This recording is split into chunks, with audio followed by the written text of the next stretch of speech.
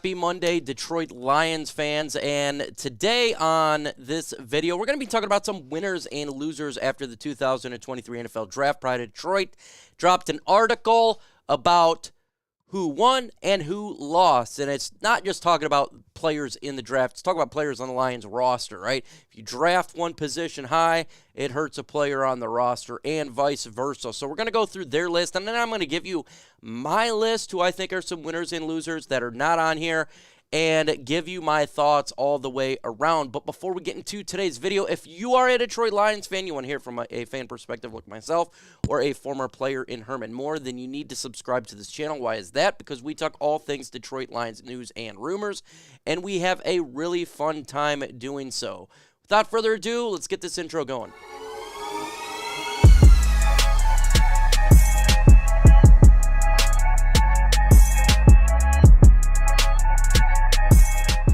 And, yeah, again, winners and losers. So when we're talking about winners and losers, we're talking about players, again, who should be feeling comfortable after the 2023 NFL Draft, or maybe players who are not feeling that comfortable. So if you go to Pride of Detroit right now, you can go ahead and see this bad boy. It is up there, and here are some of the winners they have on the list here. First is Jared Goff. I concur a little bit. I think this is a 50-50 winner. Yeah, I do think he's a winner, but I also think that there is obviously some issues regarding Hendon Hooker and the Lions draft. But right now, I do think he's a winner. Why? Because you get Jermar Gibbs, the offensive weapon from Alabama, running back. It's going to help the Lions offense out. Play action is going to be ridiculous. And when you have a playmaker like a Jermar Gibbs, it obviously helps out the quarterback. It helps out the whole offense, and it makes Jared Goff's job much easier when the defense must respect that run game. He'll have opportunities to throw to other wide receivers. They'll be just a little bit more open due to the fact you got Jermar Gibbs. Obviously, the Lions, Sorsdale here on the offensive line. Another player there that can help out the right side, right guard position, because we don't know really what's going on with Halapoulides Vaitai, as well as, when it comes to Graham Glasgow, he's just a one-year guy, so get another player there to help him out. Muhammad in the running game, we got as an undrafted rookie, obviously helps out the run game, and picked up a receiver as well in round 2, so obviously that's going to help out the Lions offense, in essence, Jared Goff. So let me know in the comment section, do you think he is a winner? Why for yes and for no? Let me know your thoughts in the comments below. Hendon Hooker, though, it does put a little bit of damper on there. So that's my caveat to this. He's a winner now, but if Hendon Hooker ends up being really good, or, at some point next year, they could elevate him and they ends up being a loser there. Let's continue on here. It says Charles Harris and Romeo Okwara absolutely do think they're winners because they didn't draft edge in the draft.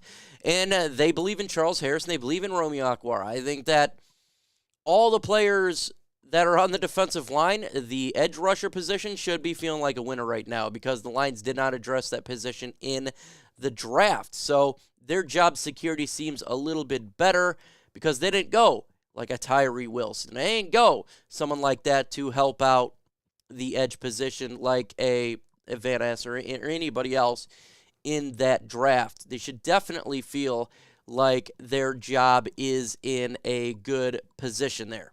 Let's continue on here.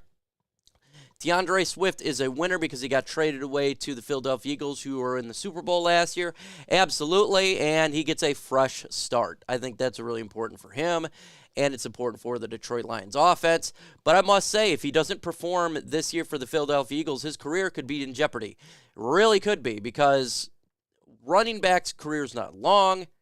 He's been injured as a Detroit Lion, and getting traded away for a fourth-round 2025 pick is not the best compensation, and it doesn't mean a whole lot there. But right now, getting the fresh start does make him a winner. It does give him an opportunity to change the trajectory of his career around, but he's got to be making the most of it. Let's continue on. Jonah Jackson, absolutely. The Lions will be probably extending him. That's exactly what it means, because the Lions needed help on the offensive line. Jonah Jackson is going to be the left guard of the future. They could have went Osiris Torrance potentially early on, or any other type of guard in the draft, and he's going to be a winner, getting a big-ass contract here real soon. So I have no problem with that. Him on the winners list. He's a good guard. And it does remind you of like a Warford, someone you get in the mid rounds that comes in, ends up being a really good piece to the Lions offensive line. And you like to see it. Jonah Jackson deserves to get paid. He's been a consistent player on this offensive line, not injured like Halapoulides Vaitai all the time, and he's a young player that's done a damn good job. So, hell yeah, he's a winner. And I hope he does get that bag, and that would really make him a nice winner because we got to pay the players that we've drafted good contracts. If they play well, you pay them. You keep the players that you draft that are good. That's what good organizations do, and that's how you get your talent the way it needs to be, is through the draft, not generally all through free agency, but through the NFL draft. That's how a team gets good. That's how a team stays good. But let me know in the comments below, do you think that Jonah Jackson is a winner for the Detroit Lions? Y for yes and N for no. Let's continue on here. Michael Badgley is a winner. That one's interesting to me because the Lions didn't draft a kicker. They didn't sign one in free agency, so that believes that Michael Badgley is a winner here. At the same time, you know there's going to be competition in training camp. This happens every single year. So just because we didn't draft one doesn't really mean anything. At training camp, there'll be a battle like there always is for kickers. Jason Hansen always had it. He always won. But that's what they do, so you don't force your kicker to be kicking a lot in preseason. So just because he's a winner now doesn't necessarily mean really a whole lot because they will be bringing in a guy to compete with him. Now I'm going to go through my winners on this list and my losers because I want to add some losers to this list. I think, obviously, the guys you have here are winners, but Ben Johnson absolutely is a winner in my opinion. He's gotten a lot of weapons in the draft, and it was more offensive weapons than defensive weapons. So he continues to have pieces for him to use in the NFL season for his offense, and it makes him a massive winner for me for him going there. The depth at the linebacker position is much better. Jack Campbell, you add him to it, is instantly improved. Instantly improved, something we all wanted to see, something I really wanted to see. You know, that was a position of weakness for many years now, and now it looks pretty good. Now when you have Jack Campbell, Alex Anzalone, and Malcolm Rodriguez, you got some players in there that can get it done in the middle of the field, and that is really, really important for the Lions. Let's go ahead and drop some losers in this list. Jermar Jefferson is a massive loser here. Gideon Mohammed in drafting Jahmyr Gibbs. I think it hurts him. Same with Jason Kabinda. I think they're both losers. Don't know which one's going to be gone. It'll probably be Jermar Jefferson, in my opinion. That doesn't make the roster. But when you acquire a running back in the draft and you pay $100,000 towards a running back as an undrafted rookie, that should concern those two players about their job security. Jermar Jefferson specifically at that point because you know, he was on the practice squad last year, and it's not good when you're still getting more talent at that position, in my opinion. I feel like the interior defensive line, yeah, we did get we got Broderick Martin in there, but at the same time, I think the unit interior defensive line is a little weak. I thought they would go defensive tackle a little bit earlier in the draft. They could still address that, or maybe they have some hope there for Le'Veon Uzurican, which I have zero hope there. But I felt like they could have done a little bit better there, for sure. For the Detroit Lions, I think a loser here is Shane Zylstra because you draft Sam Laporta, and last year you get James Mitchell, and you know Brock Wright's looking pretty good. So I think he's an absolute loser on this list. He to me, does not make the roster now. Maybe as a practice squatter, but the 53, it's hard for me to think that they would put four tight ends on this roster. So I think he is an absolute loser on this list as well. Any other guy trying to make the roster for sure at the tight end position is going to have a long time doing so. Trinity Benson, to me, is a loser as well.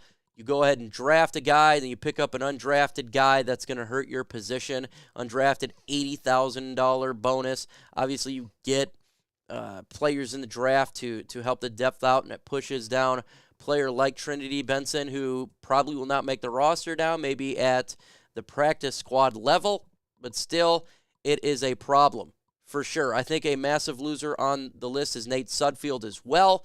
The Lions picked up a guy as an undrafted. Obviously, you draft Hendon Hooker, and the reports are is we gave a contract offer to Teddy Bridgewater. So even though we signed Nate Sudfeld to a deal, there's a chance that, he is not on this roster, at least as quarterback 2 halfway through the season, because you got a Hendon Hooker, and we don't know what's going on with the Teddy Bridgewater situation. So I do think he's a loser on this list. Most likely he's on this roster all the way around, but this is probably, if that's the case, this is the last year he's going to be with the Detroit Lions for sure. And because when you get a Hendon Hooker, clearly you view him as the quarterback 2 when healthy, clearly potentially of the future, and that pushes a Nate Sudfeld down the line for sure. I think that Halapoulivaati Vaitai and Graham Glasgow, one of these guys is losers because you draft a guard in round 5, and the expectation is probably he takes over the right side next year, and they did not give big contract to Graham Glasgow. He's older, and they cut significantly of Big V. So I think that, Big V is a loser on this list due to that fact. Let me know in the comment section right now, who are your winners and losers after 2023 NFL Draft? Just name one winner and one loser. What do you think about the list that PFF did? What do you think about my list in there? We're dropping videos every single day on Lions Nation Unite. Make sure you go to Facebook, Lions Nation Unite as well. We're dropping content on there every single day. LionsNationUnite.com for the latest and greatest gear, epic gear. Really good stuff, folks. Really, really good stuff. With that said, adios.